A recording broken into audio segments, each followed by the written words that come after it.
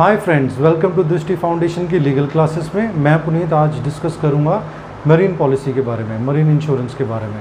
जैसे कि last video में हमने डिस्कस किया था what is insurance, what is fire insurance, तो इसमें हम डिस्कस करेंगे व्हाट इज़ मरीन इंश्योरेंस। इससे पहले हम मरीन इंश्योरेंस को समझें, आइए इसकी डेफिनेशन को समझते हैं। Marine insurance.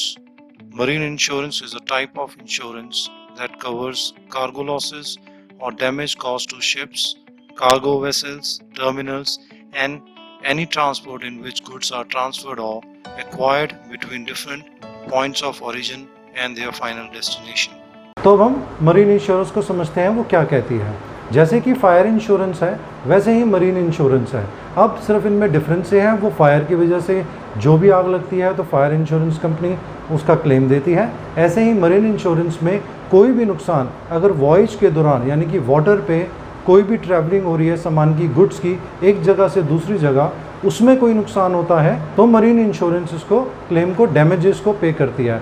शर्तें फिर वहीं आती हैं। तो वैसे ही जैसे फायर इंश्योरेंस में होता है, एक पार्टी दूसरी पार्टी को गारंटी देती है कॉम्पनसेशन की अगर कोई भी लॉस होता है, बशर्ते जो सेकंड पार्टी है उसको एक स्पेसिफाइड प्रीमियम पे करती है और लॉस भी स्पेसिफाइड पहले से ही डिसाइड होता है कि कौन से डैमेज चार्जेस पे किए जाएंगे। तो अब हम समझते हैं टाइप ऑफ मरीन इंश्योरेंस। सबसे पहले आता है कॉम्प्रिहेंसिव पॉलिसी।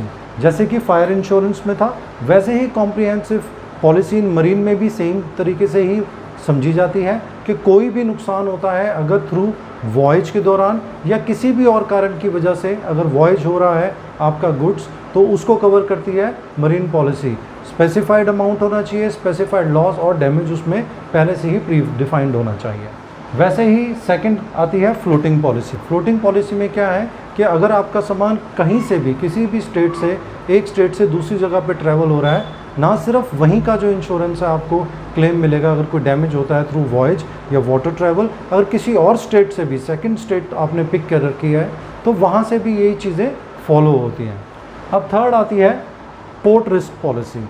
अब पोर्ट रिस्क पॉलिसी क्या है, ये बहुत इंपॉर्टेंट है। तो पोर्ट रिस्क में क्या होता है कि अगर आपने मरीन पॉलिसी ले रखी है तो वॉयज के दौरान नुकसान होगा तो आपको कवर हो ही रहा है, लेकिन अगर आपके गुड्स किसी कारणवश या किसी कारण की वजह से वो पोर्ट में ही रुके हुए हैं, इधर से उधर ट्रैवल हो रहे हैं या इधर से उधर शिफ्ट हो रहे हैं, अगर उसके अंदर कोई नुकसान हो जाता है, वॉयज में तो होता ही है, अगर पोर्ट के अंदर ही अगर गुड्स इधर से उधर शिफ्ट या मूव हो रहे हैं, अगर उसमें कोई लॉस हुआ तो ये पॉलिसी उसको भी कवर करती है।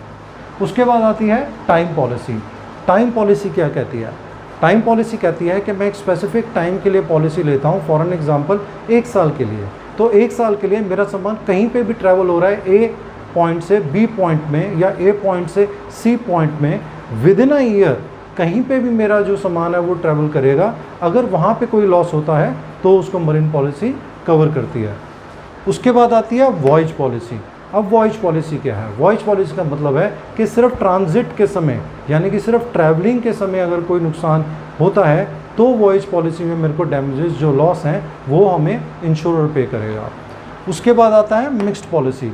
मिक्स्ड पॉलिसी टाइम और वॉयज दोनों का कॉम्बिनेशन है, यानी कि 1 साल के लिए मैंने ली तो ये टाइम डिफाइंड हो गया और उसी के अंदर वॉयज भी हुआ, यानी ट्रैवलिंग टाइम भी उसके अंदर कवर हो गया। ट्रैवलिंग के टाइम पे भी, वॉयज के टाइम पे भी कोई लॉस हुआ तो वो मिक्स्ड में आएगा, यानी मिक्स्ड में ये बेनिफिट है, आप ये दोनों की दोनों पॉलिसीज़ उसके अंडर ले सकते हैं। थोड़ा सा प्रीमियम हाई होगा, स्पेसिफिक लॉस और स्पेसिफिक डैमेजेस ऑलरेडी कंफर्म्ड होंगे। तो मुझे उम्मीद है कि आपको ये समझ आएगा। अब पॉलिसी होल्डर कौन होता है? जिसके पास पॉलिसी होती है, जो बेनिफिशियरी होता है। वो नेक्स्ट वीडियो में हम डिस्कस करेंगे क्रॉप इंश्योरेंस के बारे में। उम्मीद है आपको मेरा वीडियो पसंद आया होगा। Thank you for watching.